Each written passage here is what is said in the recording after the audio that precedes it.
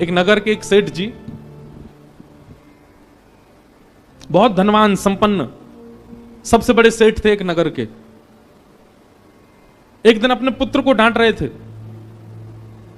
बोले इतना बड़ा होता जा रहा है, तेरे को धन कमाना नहीं आता, धंधा करना नहीं आता, व्यापार करना नहीं आता।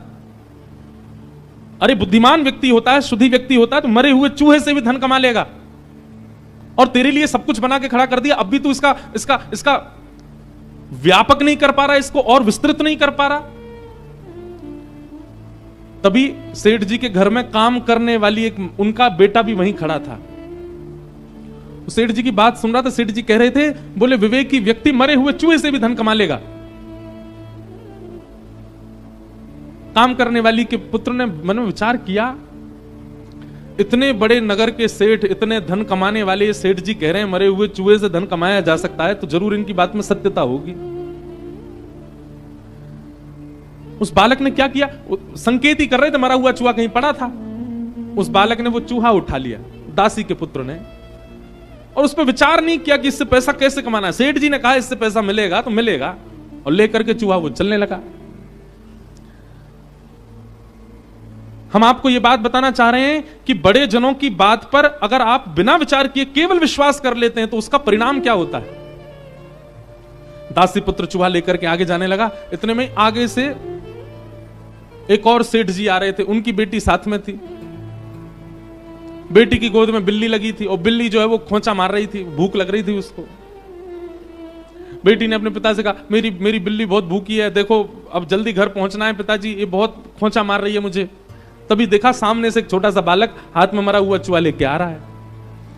तो उन सेठ जी ने बालक को रोका, बोले सुनो, हम तुमको 10 रुपया देंगे, तुम ये मरा हुआ चूहा दे दो, हमारी बेटी की बिल्ली भूखी है। और जेब से 10 रुपया निकाल के बालक को दे दिया, मरा हुआ चूहा बिल्ली खा गई।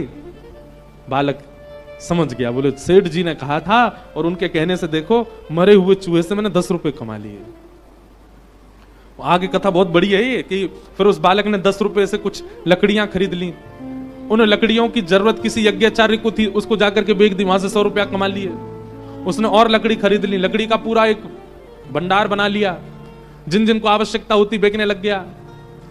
एक दिन उन्हीं सेठ जी के माता जी की मृत्यु हो गई, उनके अंतिम संस्कार के लिए लकड़ी चाहिए थी, पर इतनी वर्षा हो रही थी कि कहीं सूखी लकड़ी मिली नहीं। तभी ढूंढते ढूंढते लोग इस बालक के पास आ गए। अब ये बड़ा हो चुका था, इसने कुछ लकड़ियों को वर्षा से संभाल के रखा था। लकड़ी मांगी तो इसने बहुत दाम मांगे, बोले कि इतना पैसा दोगे तो दूंगा, नहीं तो नहीं दूंगा, क्योंकि इतने दिनों से बहुवृष्टि हो रही है, बारिश की, लकड़ियों का अभाव है। जो दाम उसने कहा वो दाम सेठ जी ने दिया। बोले हमारी माँ का अंतिम संस्कार होना, तू बोल, तो उतने खूब ऊंचे दाम मांगे और माँ का संस्कार कर दिया सेठ जी का। उस दाम से उसने लकड़ी का सबसे बड़ा व्यापारी बन गया। तो वही बालक एक दिन जब बहुत बड़ा व्यापारी बना तो बेटा बेटा सोचने लगा, कहां मैं एक दासी का पुत्र था, आज मैं सबसे बड़ा व्यापारी हूं। ये सब प्रारंभ कहां से हुआ। तब उसने सोचा, वो सेठ जी जिनके यहां मेरी मां काम करती थी, वो अपने बालक को डांट के कह रहे थे कि चूहा से, मरे हुए चूहा से धन, वहीं से मैंने सबसे पहली कमाई मेरी वहीं हुई थी, 10 रुपया कमाए थे मैंने। आज अपने गुरुजी को प्रणाम करके आऊं। और बालक सोने का चूहा बना करके ले गया, छोटा सा, और सेठ जी के पास गया, उनके चरणों में रख करके बोला, जय हो मेरे गुरुदेव, आपके एक वचन का मैंने बिना विचार किए पालन किया, विश्वास करके पालन किया, आज मैं पूरे विश्व का, नगर का राजा बन गया हूं आपकी कृपा से। कहने को एक कथा है, पंचतंत्र की कथा है, छोटे बच्चों को पढ़ाने वाली कथा है, पर इसमें बहुत विशेष बात है। हम व्यासपीठ पे बैठ के, रामेश्वरम तीर्थ में बैठ करके कह रहे हैं, वैसे तो यहां बच्चों की संख्या कम है, पर हमको सुनने वाले बच्चे ऑनलाइन बहुत ज्यादा हैं, उनसे हम कहना चाह रहे हैं, गोस्वामी जी की इस बात को देखिए, मात पिता गुरु प्रभु की वाणी, विनही विचार करिए शुभ जानी। सबसे पहले बात तो माता पिता की आज्ञा मानना शुरू करो, और फिर दूसरी बात, माता पिता की आज्ञा में विनही विचार, उसमें विचार मत करो, करिए शुभ जानी। अरे जिन राम के देश में हम रहते हैं, दशरथ जी की आज्ञा मान करके तुरंत चल दिए, पिता आज्ञा प्रधान है, निकल पड़े, और पिता की आज्ञा मान करके राम जी वन गए तो राम जी बन गए, आज राम बन गए। आज सब राम जैसा बनना चाहते हैं। इसलिए कई बार आपको लगेगा कि माता पिता की बातें आपके लिए अनुचित हैं, वो उचित नहीं है। महादेव परम उदासी हो चुके हैं, अब परम बीतराग हो चुके हैं। विवाह का दूर दूर तक भी संकेत महादेव के चित्त में नहीं था सती के जाने के बाद। पर राम जी ने आकर के जब कहा, जाई विवाहु शैलजा यह मोहि मांगे देहु, राम जी हाथ पसार करके महादेव से कह रहे हैं, बोले हम मांगना चाहते हैं कि आप हिमालय की पुत्री से जाकर के विवाह करो। सुनते ही महादेव खड़े हो गए, बोले आपकी जो आगे, आप जो कहेंगे करेंगे, उसमें कोई किंतु परंतु वाली बात नहीं, हम करेंगे विवाह।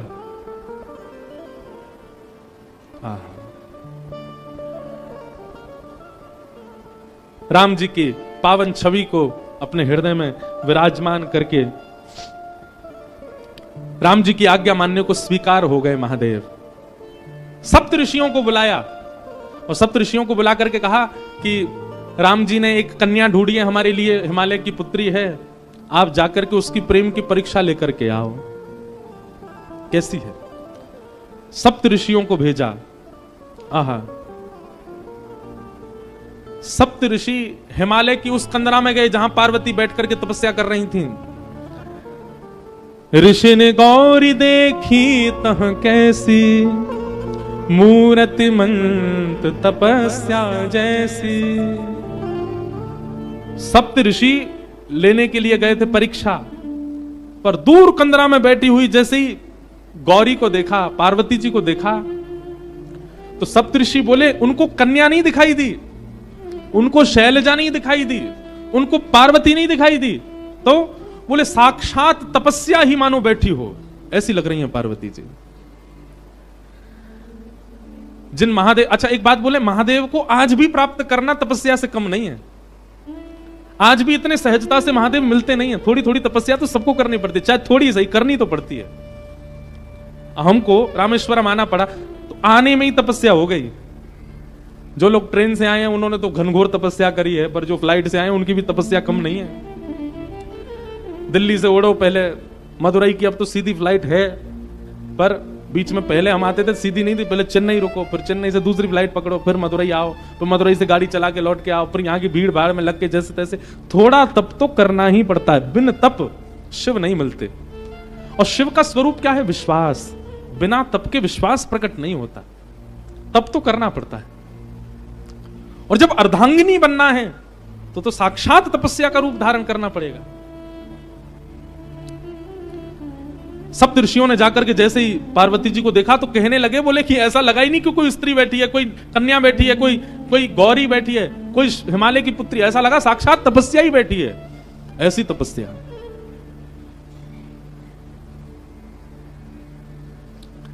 सप्त ऋषियों ने पहले तो देख करके आनंदित हो गए, लेकिन कहा कि महादेव की आज्ञा है,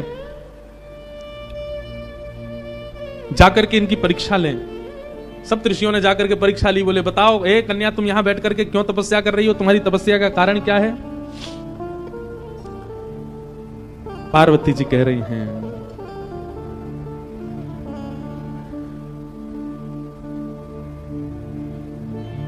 मेरे गुरु नारद ने आकर के जिनके वरण के लिए मुझे आज्ञा की है, मैं उन्हीं महादेव की प्राप्ति के लिए यहां तप कर रही हूं, उन्हीं महादेव की प्राप्ति के लिए यहां बैठी हूं। पार्वती जी की बात सुनकर के सप्त ऋषि हंसने लगे। बोले किनसे ब्याह करना चाहती हो? बोले महादेव से। बोले वो महादेव जिनका रहने का ठिकाना नहीं, खाने का ठिकाना नहीं, पीने का सोने का ठिकाना नहीं, भभूति रमा करके जो रहते हैं, भूत प्रेतों के बीच जो रहते हैं, अरे जिनके ऊपर छत भी नहीं है, आकाश ही जिनकी छत है, ऐसे महादेव जिनके खुद के पहनने के वस्त्र दूसरे नहीं होते, उनसे तुम ब्याह करना चाहती हो? भूखी रह जाओगी, भोजन तक नहीं मिलेगा तुमको।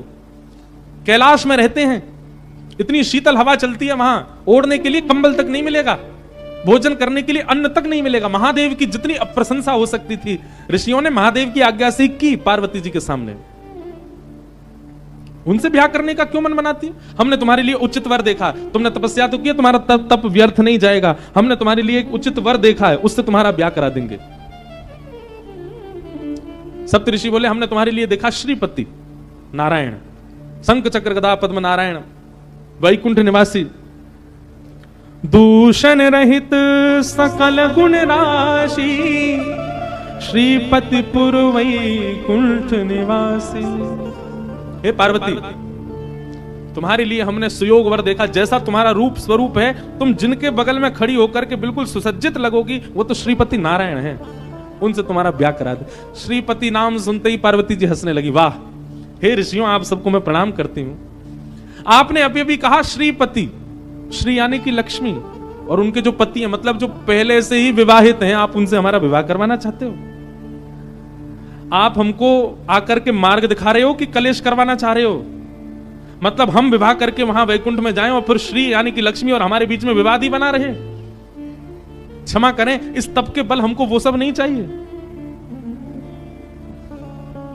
नारद वचन न मैं परिहरऊ, बसऊ भवन उर्जरो नहीं डरहु, गुरु के वचन प्रतीत न जये, सपने हूं सुगम न सुख निधते हैं। पार्वती जी कह रही हैं, मुझे अपने गुरु पर बहुत भरोसा है। मेरे गुरु ने मेरे लिए जो चुना है, वो चाहे अब जैसा हो, मैं उसी के साथ रहूंगा। जो गुरु आज्ञा पर भरोसा नहीं करता, गुरु आज्ञा का पालन नहीं करता, उसको सपने में भी कभी उसका सफल नहीं हो सकता, उसका कभी मनोरथ सिद्ध नहीं हो सकता। मुझे अपने गुरु पर बहुत भरोसा है। भरोसो दृढ़ इन चरणन के। बंधुओं, ये बातें ना आप लोग कथा में तो खूब भाव से सुनते हो, पर पालन नहीं करते, ये बात हम जानते हैं। हम लोग सारे नियमों का पालन कर लेते हैं, लेकिन विश्वास नहीं रखते ठाकुर के प्रति, गुरु के प्रति। जिन उमा पार्वती को आप देख रहे हैं, ये पार्वती जी को जाकर के आप कुछ मांगे चाहे ना मांगे, आज मेरे कहे से जाइएगा, महादेव का केवल दर्शन कीजिएगा, मांगने के लिए पार्वती जी के सामने जाइएगा और झोली फैला करके कहिएगा, माता पिता गुरु और शास्त्रों के प्रति हमारा अखंड विश्वास प्रकट हो। हे पार्वती जी, ये वरदान हमें प्रदान करो, क्योंकि विश्वास की साक्षात प्रदाता आप हैं। आजकल की माता जी होती तो अब तक सप्तऋषियों की बात सुनकर के श्रीपति से ब्याह कर लिया होता। आजकल की माता जी तो ये सोचती है, ठीक है, श्री को हम देख लेंगे, हम ही अधिपत्य संभालेंगे वैकुंठ में, ऐसे के संग थोड़ी रहेंगी जिसकी इतनी निंदा कर रहे हैं सब लोग। अरे कहां तक कहें, पार्वती जी ने पहले तो गुरु विश्वास को अटल दिखाया कि मेरा मेरे गुरु के प्रति भरोसा है, वो जैसे भी चुन के लाएंगे मैं उनसे ब्याह करने को तैयार हूं। आहा, और यह पंक्ति तो इतनी अद्भुत है पार्वती जी की। पंक्ति गाते हुए मुझे भागवत जी के रास पंचाध्याय का स्मरण होता है। रास पंचाध्याय के प्रणय गीत में गोपियां भी यही कहती हैं ठाकुर जी से, क्या अब भले ही आप हमें स्वीकार ना करो, पर हम तो अब जन्म जन्म आपकी ही रहेंगे। पार्वती जी कह रही हैं कि अब ये मेरा हट है कि या तो मैं शिव से ब्याह करूंगी, नहीं तो कुंवारी रहूंगी। नारद जी की बात को मैं काट नहीं सकती, वे कह करके गए हैं तो मैं उनकी बात का मान रखूंगी और शिव से ब्याह करूंगी। और यद्यपि अभी सप्तऋषि आए हैं, इसके बाद यदि स्वयं महादेव भी आकर के मेरे सामने कह दें कि मैं तुम्हारा वरण नहीं कर सकता, मैं उनकी बात भी नहीं मानूंगी। वो भले ही मुझे स्वीकार ना करें, पर मैं मन से केवल उन्हीं की रहूंगी।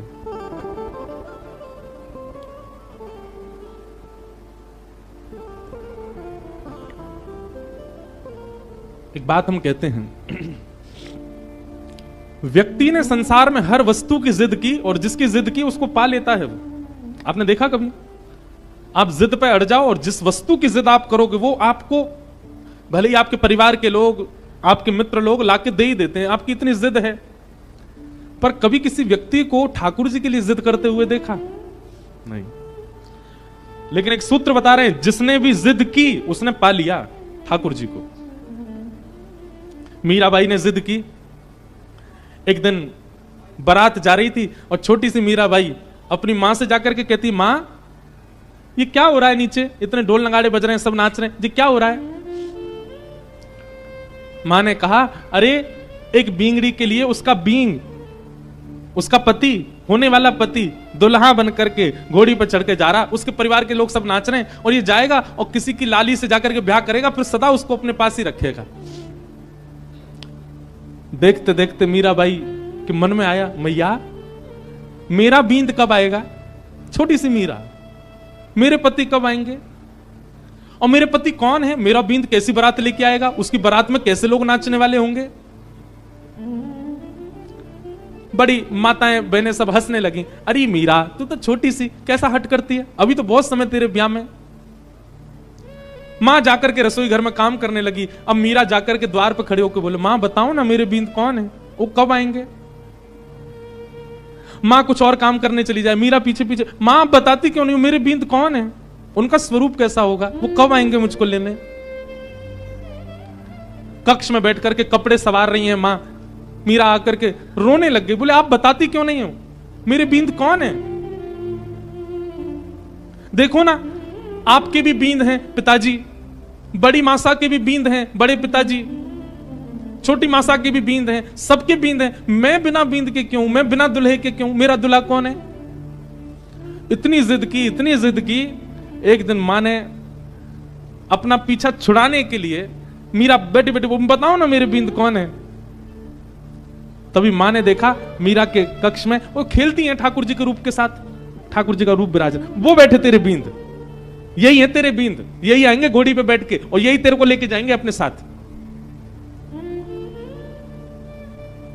मीरा ने जैसे ही देखा गिरधर लाल को, मां की बात थी तो पीछा छुड़ाने के लिए, पर मीरा को इतना विश्वास हो गया मां की बात पर, मीरा को अब वो कोई और दिखे ही नहीं, उनके प्रति कोई और भाव आया ही नहीं। जो पहली बार बारात देख करके उस बींद को देख करके लगा था ये किसी से वरण करने दुल्हा जा रहा है, वैसी भावना उनको ठाकुर जी को देख करके आने लगी, ये भी आएंगे, घोड़ी पर बैठ के आएंगे, खूब सारे बाराती होंगे। और भैया संसार के दुल्हा जब जाते हैं तो संसारी बाराती जाते हैं, अब जब मेरे दुल्हा ही गिरधर गोपाल हैं तो इनकी बारात में तो शंकर जी आएंगे, नारद जी आएंगे, इंद्र आएंगे, ब्रह्मा जी आएंगे, देवताओं की बारात आएगी। ये सारे ख्वाब मीराबाई बनाने लगी। अब वे जब भी गिरधर को देखती हैं ये भाव रखती नहीं है कि ये पाषाण है, ये मूर्ति है, ये भगवान है, ये मेरे बींद है।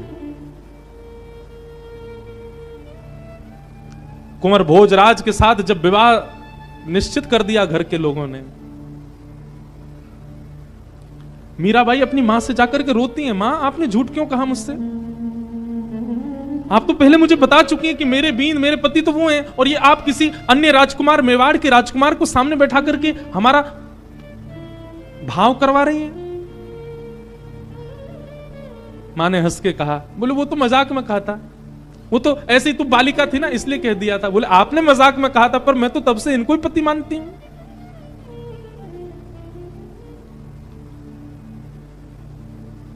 मीराबाई ने भोजराज से इस बात को स्पष्ट कर दिया विवाह से पहले ही, क्षमा करिएगा पर परिवार के लोग कह तो नहीं कि मैं आपसे विवाह करूं, पर मेरा विवाह हो चुका है गिरधर गोपाल के साथ, और हट पूर्वक राजवंश की कन्या हूं। मेरा विवाह यदि आपसे करा भी दिया गया तो एक पत्नी जो क्रिया पति के लिए करती है, भोजन बनाना, उसका ध्यान रखना, उसके साथ रहना, उसके वंश का वर्धन करना, ये सब मैं नहीं कर पाऊंगी।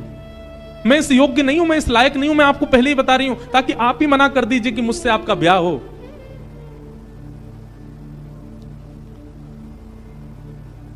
कुंवर भोजराज नेत्र सजल हो गए उनके, और वो बोले किसने कहा कि मैं आपको पत्नी वर्ण करके लेके जाने वाला हूं।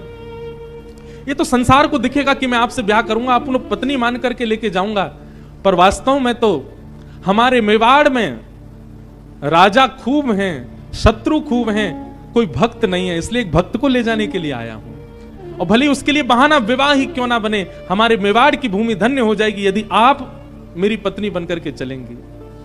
एक भक्त का पदार्पण मेवाड़ में हो जाएगा तो मुझे निश्चित है भक्त आएंगे तो ठाकुर को आना पड़ेगा। मैं इसलिए आपसे विवाह कर रहा हूं। मेरे विवाह के पीछे और कोई कारण, मीरा चरित्र बहुत अद्भुत है बंधु, अब मैं उसमें चला गया तो फिर मैं मीरा जी के बारे में ही बोलता रहूंगा। और वो हुआ, मीराबाई मेवाड़ की भूमि पर गई, इसीलिए हमारे श्री गोवर्धन नाथ, हमारे श्रीनाथ जी ब्रज छोड़ करके मेवाड़ चले गए, नाथ द्वार में विराज गए। नाथ द्वारा में इस बार गिरधर लाल जी का उत्सव है वहां पर। किसके लिए गए? क्योंकि मीराबाई घूमी है मेवाड़ में, वो चरण पधरा के आ चुकी है मेवाड़ में, इसलिए गए ठाकुर जी। अजब कुमारी के लिए गए मेवाड़। मीराबाई का जब ब्याह होना था ना, अगले दिन ब्याह होना है, रात्रि में ही मीराबाई ठाकुर जी को हृदय से लगा के सो रही हैं, रो रही हैं। मैं आत्मा से तो आपकी हो चुकी हूं, पर मेरे तन का विवाह माता पिता कहीं और कर रहे हैं। लेकिन बस एक बार आपसे प्रार्थना करके ये जानना चाहती हूं, आप मेरे तन को भी स्वीकार कर लीजिए ना, कोई और स्वीकार कर, उससे पहले एक बार आप कर लीजिए ना।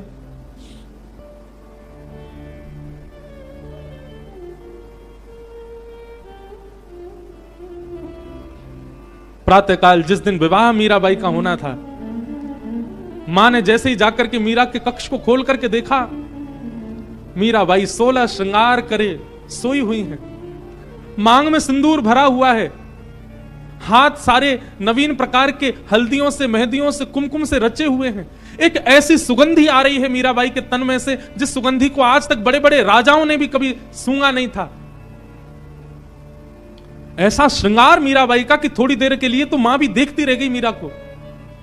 और मीराबाई के विवाह का जोड़ा जो उनको पहनना था, वो तो यथावत दूर कहीं रखा था। वह जोड़ा भी ऐसा था कि मेड़ता और मेवाड़ में आज तक किसी राजकन्या ने ऐसा जोड़ा नहीं पहना था। लेकिन उस जोड़े को भी लज्जित करने वाला जोड़ा मीराबाई ने पहले ही पहन रखा है और पहन करके लेटी हुई है।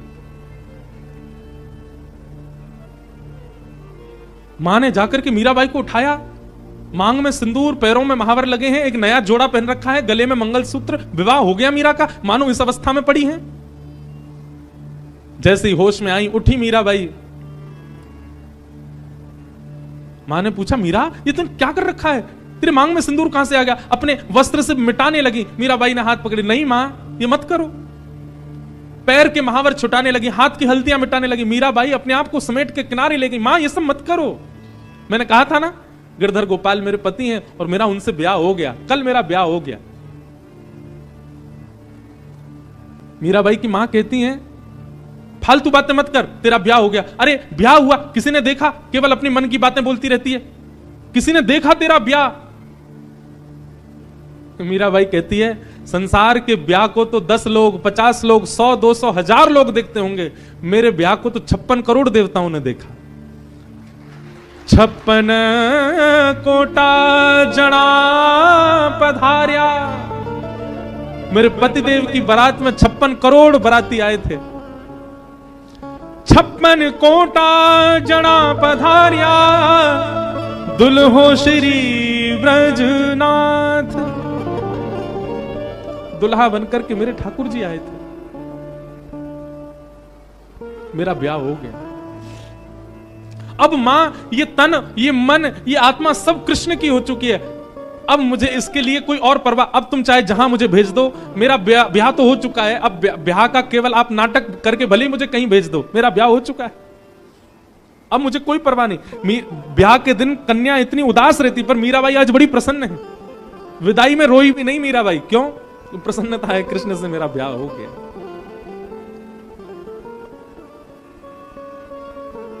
कहने का अभिप्राय क्या? संसार ने, संसार के लोगों ने संसार की जिद की, और जिसकी जिद की वो मिल जाता है उनको। हट करने पर जिस वस्तु के प्रति हट किया गया वो प्राप्त हो जाता है। पर हमने कभी ठाकुर जी के लिए हट किया ही नहीं, हमने ठाकुर जी के लिए जिद की नहीं। कल की एक घटना बताएं। कल यहां हम कथा करके जा रहे थे, तो एक साउथ इंडियन फैमिली आई थी यहां। उनको हिंदी भी नहीं आती, पर थोड़ी थोड़ी समझ आती है, तो कथा सुनते हैं। श्रीरंगम से आए थे, तो वो बोले कि हम गोदाम्बा जी की माला लाए हैं लाल जी के लिए, आप कृपा करके हमें बुला लो। मैंने कहा आप आ जाओ। हम स्वाध्याय में और भ्रमण में इतने व्यस्त हैं कि हम किसी से मिल नहीं पा रहे हैं। तो हमने उनको बुलाया।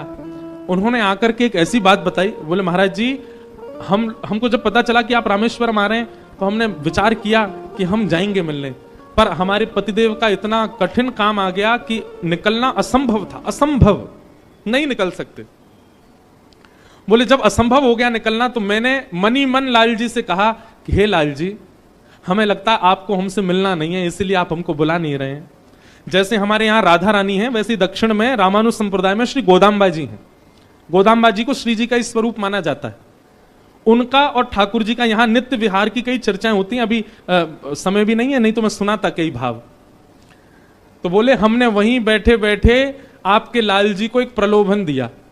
मैंने क्या दिया? बोले हमने कहा हे लाल जी, यदि आपने हमको बुला लिया तो हम अंडाल यानी कि श्री रंगनाथ भगवान के समीप विराजने वाली गोदाम्बा जी की गले की पहनी हुई माला आपके लिए लेकर के आएंगे। मतलब किशोरी जी की गले की माला लेके आएंगे आपको पहनाने के लिए। आप कैसे भी हमको बुला लो। बोले महाराज जी हम रात में आपके लाल जी का चिंतन करके ये कह के सोए हैं कि हे लाल जी अगर आपने हमें बुला लिया तो हम गोदाम्बा जी की गले की माला आपके लिए लेके आएंगे। बोले सुबह जब हम उठे नित्य क्रम में लगे थे तो हमारे पतिदेव का फोन बजा और जिस कार्य के लिए हम रुक रहे थे वो कार्य जनवरी के लिए स्थगित हो गया, आगे बढ़ गया। और बोले पतिदेव हमारे इतने पर, बोले देखो लाल जी ने तुम्हारी सुन ली, हमारा कार्य 1 महीना टल गया, अब हम जा सकते हैं रामेश्वरम। बोले हम तुरंत मंदिर गए, गोदाम्बा जी की माला लिए और माला लेकर के आए। हमने कहा पहना दो लाल जी को, और फिर गिरधर लाल जी ने वो माला स्वीकार की। ऐसे ठाकुर जी कोई हट करे तो सही, कोई जिद करे तो सही, ठाकुर जी से ठाकुर जी करेंगे उसके लिए क्रिया। पार्वती जी क्या कह रही हैं? जन्म कोटि लगी रगर हमारी, क्या वरऊ शंभु न तरहूं कुआरी। ये हमारी जिद है, या तो हम महादेव से ब्याह करेंगे नहीं तो कुआरी रहेंगी। और स्वयं महादेव भी आकर के अगर मुझसे कह दें कि वे मेरा वरण नहीं करेंगे, मैं उनकी बात भी नहीं मानूंगी, मैं तब भी उन्हीं को ही पति रूप में मांगूंगी।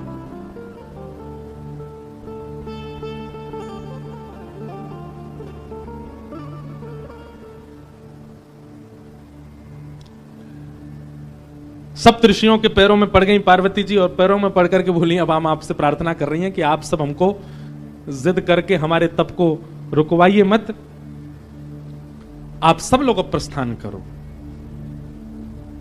उसी काल में बंधुओं एक तारकासुर नाम का एक दैत्य था जिसने देवताओं की नाक में दम कर रखा था, देवताओं का वध करने के लिए तत्पर हो रहा था। सबने जाकर के पूछा कि ये तारकासुर मरेगा कैसे? तब किसी ने बताया, बोले कि भैया इसको मारने का एक ही उपाय। बोले क्या? शंकर जी का यदि पुत्र जन्म ले और वो इसको मारे, उसी के हाथों ये मरेगा। देवता सब सोचने लगे ये कैसे होगा, शंकर जी तो परम वीतराग होकर के बैठे, उनका ब्याह कैसे होएगा? वो तो ब्याह करना दूर दूर तक उनका कोई संभावना नहीं। तब ब्रह्मा जी ने कहा देवता आप सब लोग अब प्रयोजन करो, कैसे भी करके शंकर जी का मन बनवाओ, उनका मन बनेगा तो ही तारकासुर का वध हो सकता है।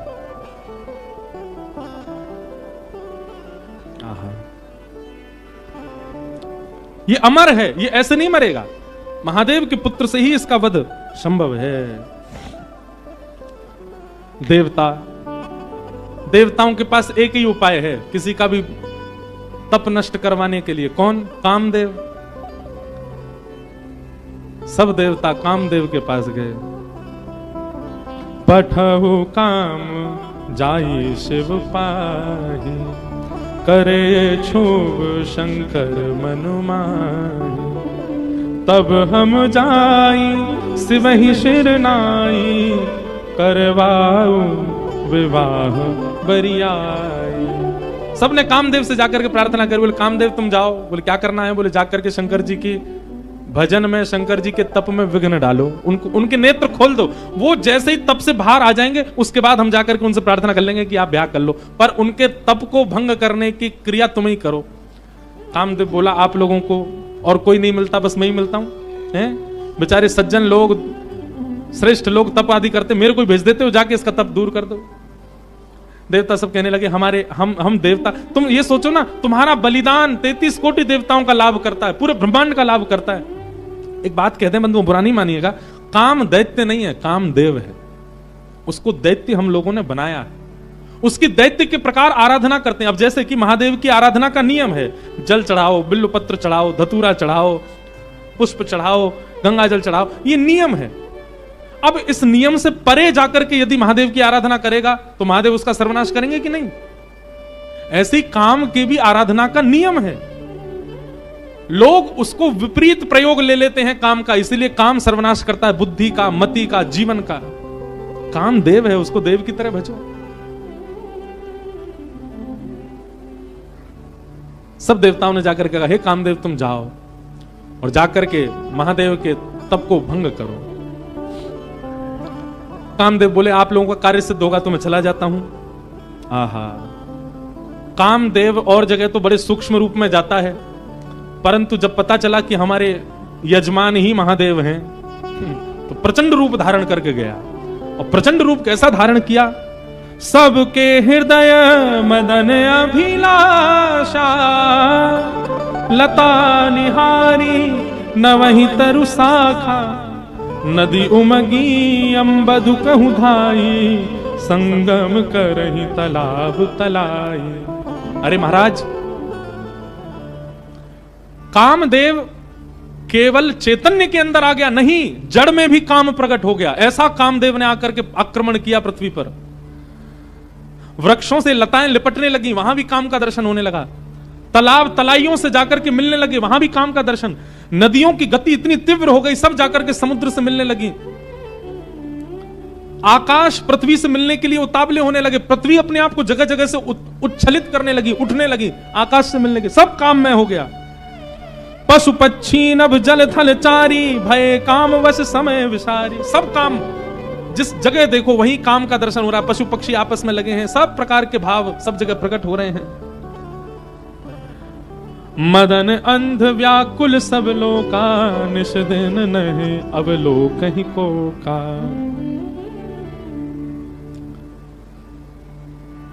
पुरुषों को अपने अलावा पूरी सृष्टि स्त्री में लगने लग गई, और स्त्रियों को अपने अलावा पूरा विश्व पुरुष में लगने लगा।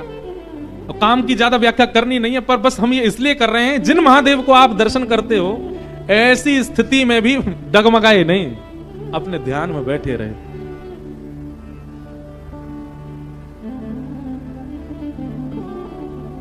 आहा, और सबसे सुंदर चौपाई क्या, सबको अस्त व्यस्त कर दिया कामदेव ने। भय कामवश जोगिस तापस, पवरन की को कहें, देख ही चराचर नारी में, जे ब्रह्म में देखत रहे। जो सब में ब्रह्म देखते थे, सब में नारी दिखने लगी उनको। अबला विलो कहीं पुरुष में, नारियों को सब में पुरुष दिखने लगा। जग पुरुष सब अबला में, दुई दंड भरी ब्रह्मांड भीतर, काम कृत कौतुक अयम। धरी न काहू धीर सब, के मन मनसी मन सिज हरे। ये बहुत अच्छी बात है। गोस्वामी जी महाराज लिख रहे हैं क्या, बोले कामदेव ने ऐसा आक्रमण किया, धरी ना काहू धीर, कोई अपने ऊपर काबू नहीं कर पा रहा है। सबके मन मनसिज हरे, सबके मन को कामदेव ने हरण कर लिया। लेकिन यह पंक्ति लिखने के बाद तुलसीदास जी रुक गए। तुलसीदास जी बोले, हमने काम की कुछ ज्यादा प्रशंसा नहीं कर दी, काम की व्यापकता कुछ ज्यादा नहीं बता दी। अरे हमने ये तक लिख दिया कि कामवश जोगिस तापस परवनी किनको कहें। बोले जोगी तपस्वी सबको हमने काम के लहर में उलझा दिया। काम की इतनी प्रशंसा कर दी हमने, काम की इतनी व्यापकता दिखा दी हमने। कहीं ऐसा ना हो कि काम के सारे प्रसंगों को सुनकर के लोग डर जाएं, बोले काम से जीते ही कौन सकता है फिर। लेकिन अब लिखी हुई बात मिट ना सकें, मिटा तो सकते नहीं है, तो क्या करें। गोस्वामी तुलसीदास जी अति चिंता में बैठे हैं और मनी मन सोच रहे ये मैंने क्यों लिख दिया। धीर न काहू धीर सब, के मन मसज हरे। सबको कामदेव ने हरण कर लिया। गोस्वामी तुलसीदास जी महाराज चिंता करते करते करते सो गए। तभी हनुमान जी महाराज आए और गोस्वामी जी की कलम उठा करके अगली पंक्ति लिख गए, क्या, जो राखे रघुवीर ते, उबरे ते ही काल महु। हनुमान जी महाराज लिख करके गए और सुबह उठते ही गोस्वामी जी ने स्नान ध्यान करके जैसे पुनः लिखने के लिए कलम उठाई तो क्या देखा, गोस्वामी जी जिस पंक्ति पर अत्यंत चिंतित हो गए थे कि काम ने सबको अपने वश में कर लिया, अब इससे आगे क्या लिखूं मैं। हनुमान जी नीचे लिख करके गए, बोले लेकिन जिनके हिये में साक्षात राम जी विराज रहे हैं, काम उनका स्पर्श भी नहीं कर पाएगा, काम उन पर प्रभाव नहीं कर पाया, प्रहार नहीं कर पाया। अरे जिनके चित्त में राम निवास करते हैं वो तो काल के मुख से निकल के आ जाते हैं।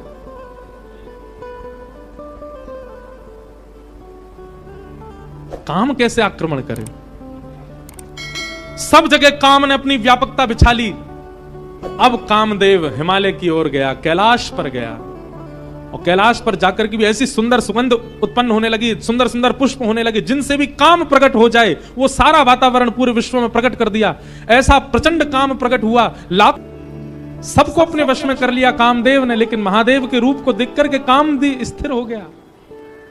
तभी मानो देवताओं ने जाकर के चेता, ए कामदेव तू काम करने गया है वहां पर कि तू खुद ही समाधि में बैठने गया है, जा उनके नेत्र खुलवा कैसे भी। कामदेव बोला मैंने सारे प्रयास कर लिए हैं, सब देखो पूरा विश्व काम में हो गया, पर इन पर कोई प्रभाव ही नहीं हो रहा है। तब कामदेव ने दूर देखा, एक आम का वृक्ष, उस पर चढ़ गया और एक पुष्प का बाण लेकर के कामदेव ने वहीं से महादेव का संधान। अब कामदेव को पता था कि अब मेरी मृत्यु निश्चित है, क्योंकि जब मेरे सारे बाणों से कोई काम नहीं बना, अब मैं इनको हठ पूर्वक उठाऊंगा और इनकी तप अग्नि निकलेगी, उसमें मेरा मरना निश्चित है। पर कामदेव भी सोच रहा है इनके द्वारा मेरी मृत्यु हो तो मैं भी सफल हो जाऊं। कामदेव ने वृक्ष पर चढ़कर के पुष्प का बाण जैसे ही महादेव के वक्ष पर मारा, वक्ष पर जाकर के बाण जैसे ही लगा तो ध्यान थोड़ा सा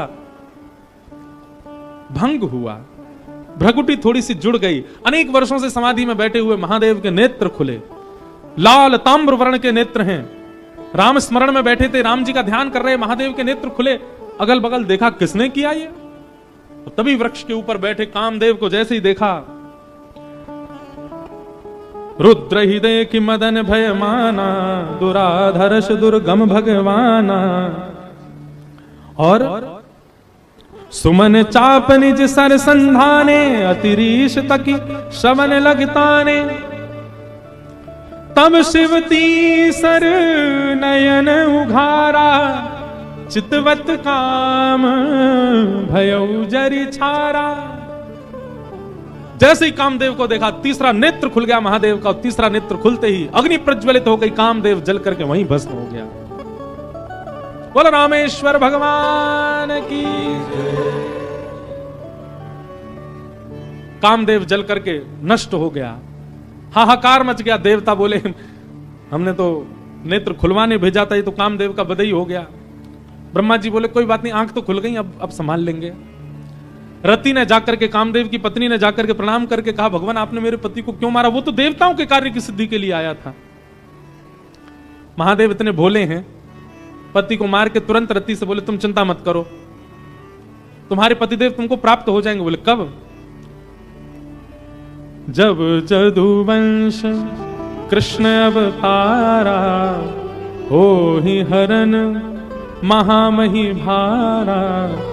कृष्ण तनय होई पति तोरा, अन्यथा होई वचन अन्यथा होई ना मोरा। द्वापर में जब भगवान श्री कृष्ण का अवतार होगा, तो भगवान श्री कृष्ण के पुत्र के रूप में ही तुम्हारे पतिदेव जन्म लेंगे और तुम्हारा उनके साथ विवाह होगा, पुनः विवाह संगम होगा, तब तक तुम प्रतीक्षा करो। महादेव की वाणी को सुनकर के रति प्रसन्न हो गई। सब देवताओं ने जाकर के महादेव से प्रार्थना करी, बोले महाराज पार्वती ने बहुत तपस्या की आपकी प्राप्ति के लिए, अब कृपा करके हमारे नेत्रों को आप आनंद प्रदान कर दो, इन नेत्रों के सामने विवाह आपका देखने का हमारा बहुत मन है। ब्रह्मा आदि देवताओं के विवाह के प्रस्ताव को सुनकर के महाराज महादेव जी ने सर हिलाया, बोले ठीक है, क्योंकि मूलतः तो राम जी पहले वरदान मांग के चले गए ना, उनके बात को हमको पूरी करना है। आहा, तभी सप्तऋषि जिनको परीक्षा लेने के लिए भेजा था, उन्होंने आकर के महादेव को बताया, बोले महाराज हम परीक्षा लेकर के आए हैं और आपकी जो होने वाली कन्या है वो सकुशल है। अब हम जाकर के हिमालय महाराज को आपका थोड़ा यश सुना दें। सप्तऋषि गए हिमालय महाराज के पास, जाकर के उन्होंने कहा